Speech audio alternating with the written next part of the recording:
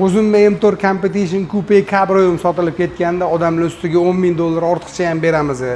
Sotgan odam mendan so'rab olib beram deyishdi-da.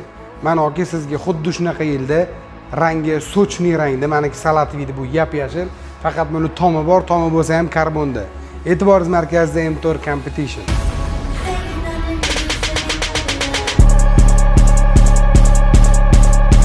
Agar siz bu mashinani oladigan bo'lsangiz, aytdimmi, meni kabrioletim tablosi bitta bu yoqda, bitta bu yoqda edi. Bunaqa splashnoy emas edi.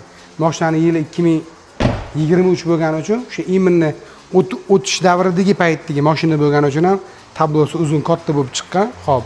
Mashinamizning M4 Competitionimiz 23,000 kilometr masofa bosib o'tgan. Kraskasi toza, yana bitta o'zi tekshirtirib olasiz. Mashina Yevropadan olingan, yangi bo'lib kelgan mashina.